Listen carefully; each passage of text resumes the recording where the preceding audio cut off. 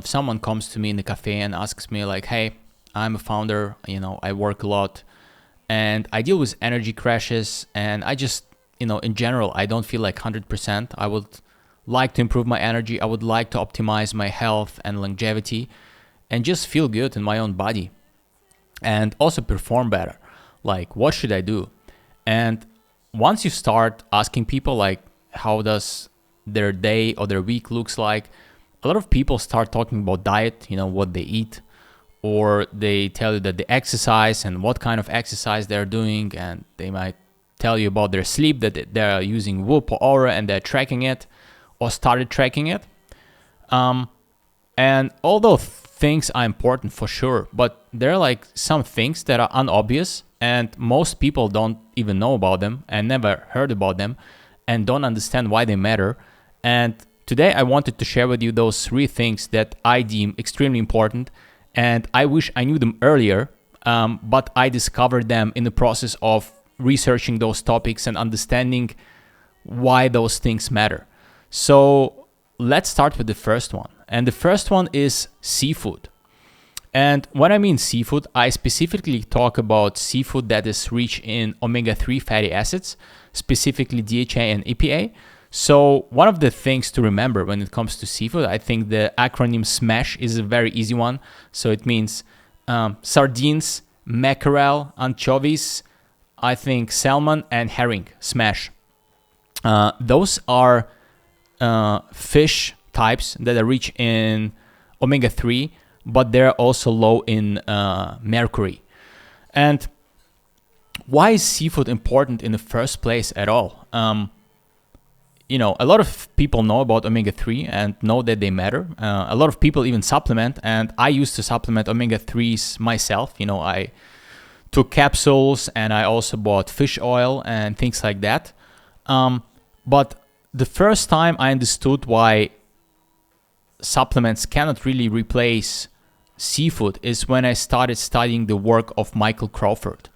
So I think this whole thread with like seafood, I think the first time I started thinking about more deeply when I heard Dr. Jack Kruse talking about it, and talking specifically about like eating seafood and oysters and things like that. And he also has this saying where he says you should eat as a great white shark. But then when I started researching this topic myself, and specifically the work of Michael Crawford, I understood that his whole hypothesis, it's not just about having some omega-3s. It's actually about the DHA and why is it important. So the main argument of Michael Crawford, if you sum it up, is that our brain wouldn't evolve if not for DHA. So he studied all the animals and all the mammals, and he found out that most mammals, they have a ratio of either 1:1 or 1:2, the ratio of omega-6s and omega-3s in their brain.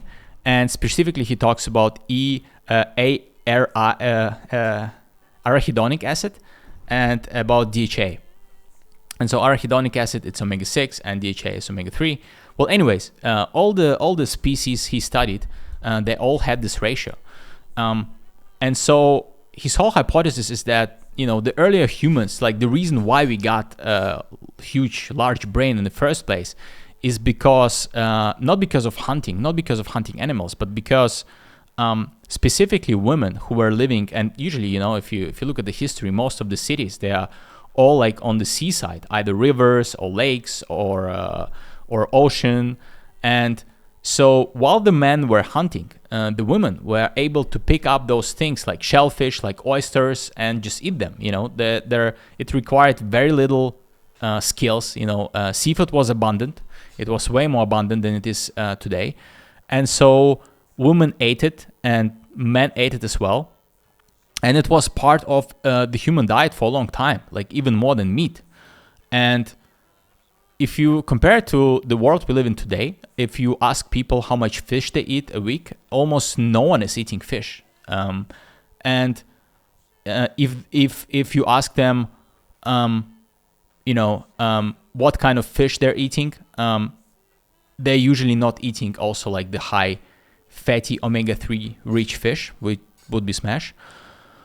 So in my experience, I started eating seafood, I would say like probably on average like 4 to 5 times a week since more than a year now. And I think the first things I noticed with eating more seafood is that I wouldn't say that you notice it immediately. I think it's more like a slower process, but you definitely feel like you are building your brain with it. I mean, you can take nootropics, things like that, but at the end of the day, like DHA is the building material, and by eating fish, you are directly eating this building material.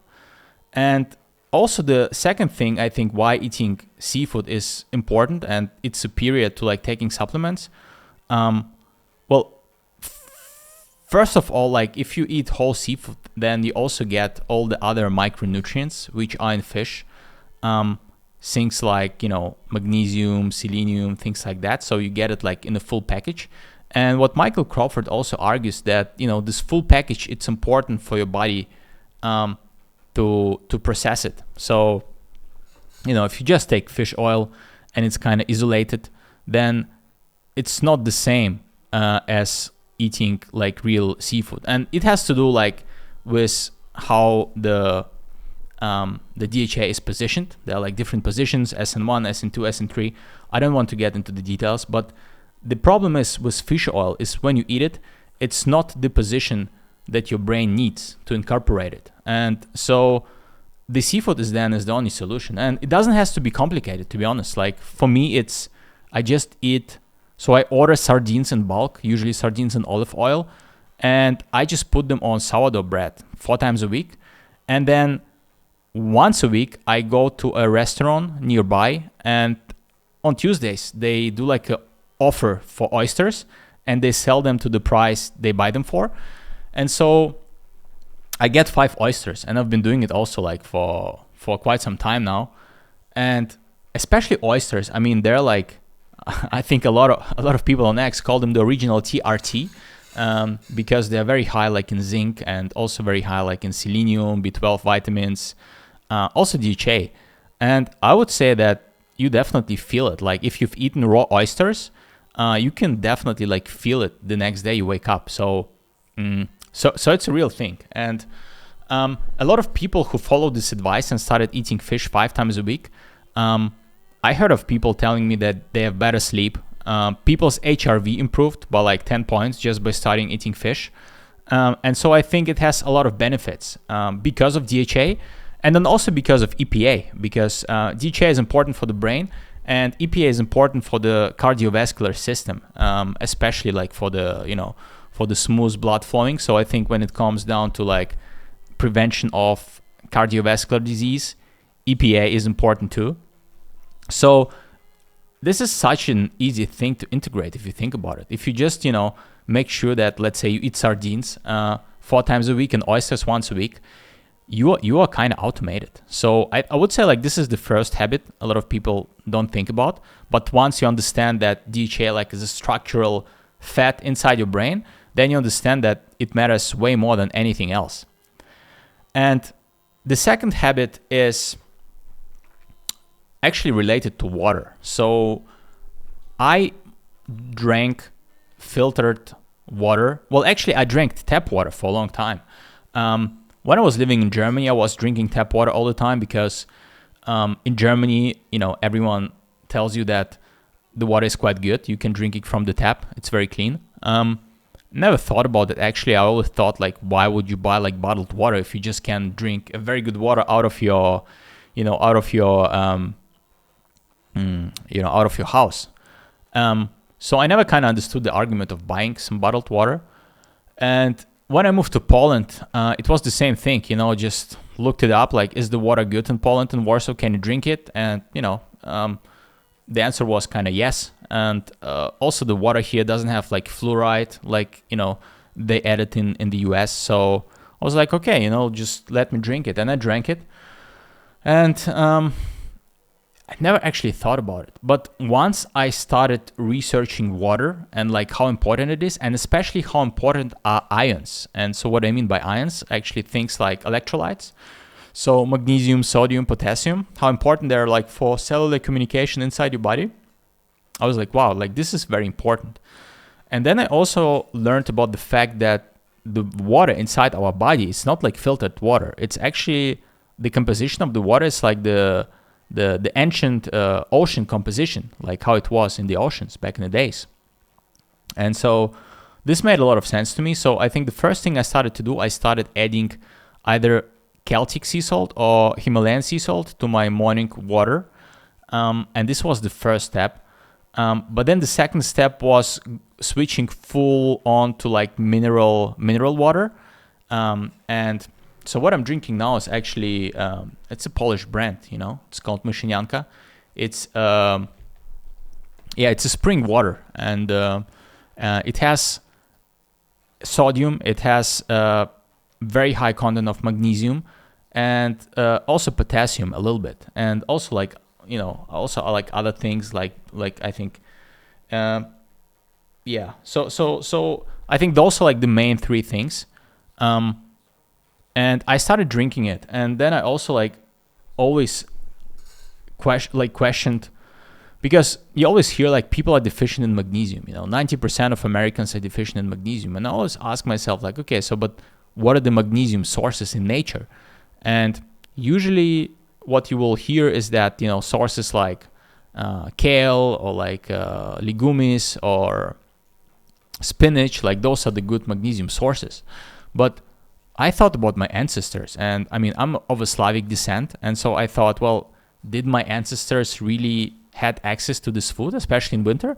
And the answer was no. And the more I researched it, the more I realized that actually the biggest source of magnesium, like historically, has been water.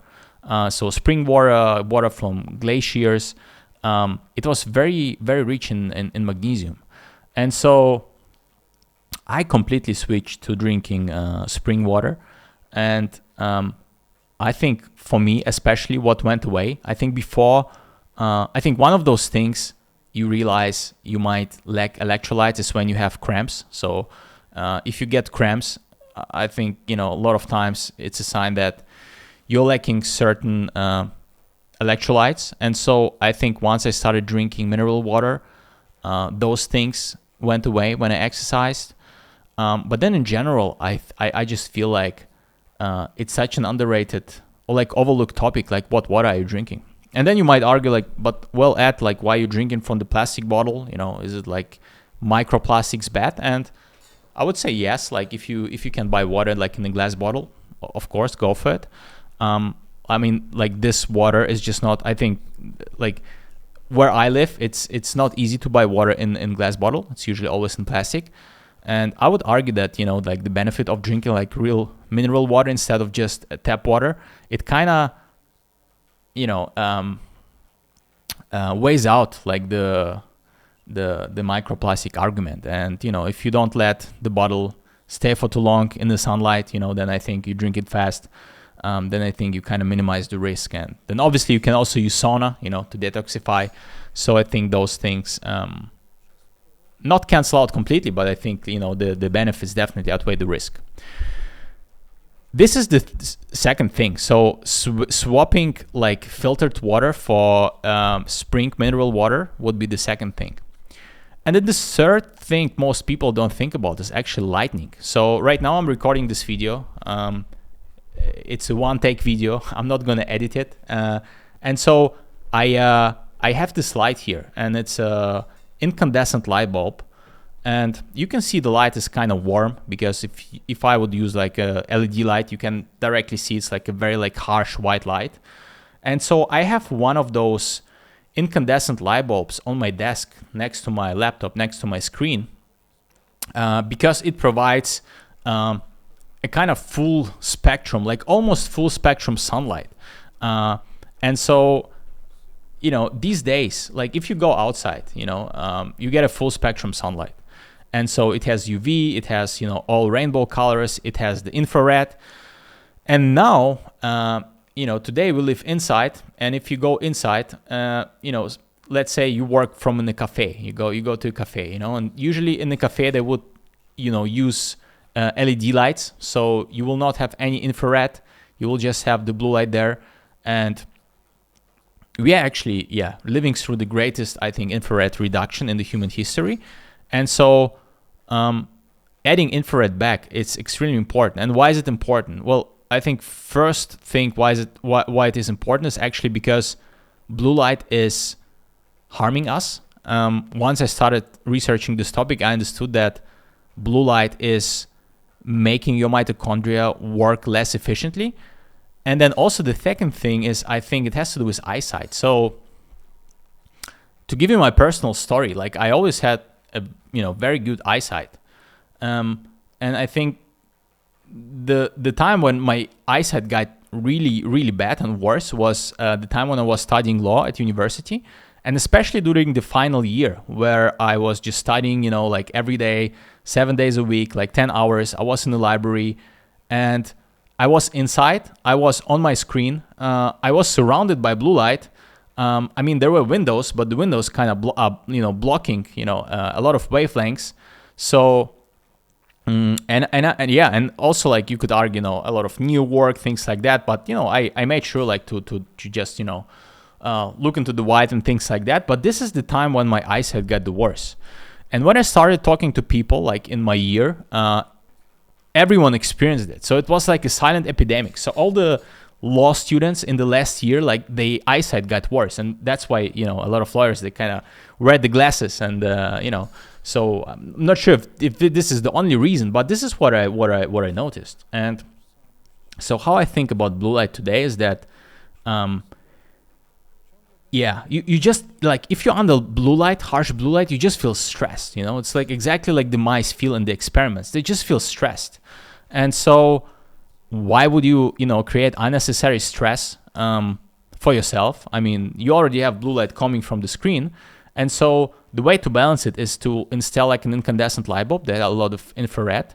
I think the second reason I'm using incandescent light bulb is because of Gerald Pollack's research about the fourth phase of water, where he talks about structured water inside our body, and that one of the best ways to build structured water is actually through infrared light. So without going into like a lot of details, I think just by having this lamp here, I think of this lamp providing me the infrared light, and it kind of builds the structured water inside myself.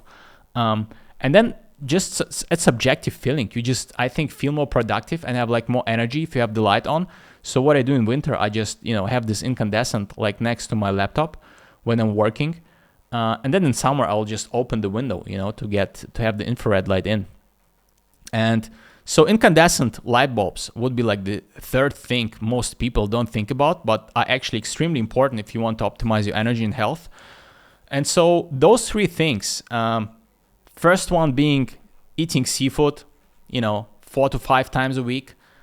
Second being the drinking mineral spring water. And the third one being having the incandescent light bulbs. I think if you do those three things, you will definitely like see the benefits in the long run, and you'll just feel better. And it will not cost you a lot of money. It will not cost you a lot of time to do those, but it will definitely improve your health and energy. So this is it. Thanks a lot. See you in the next one.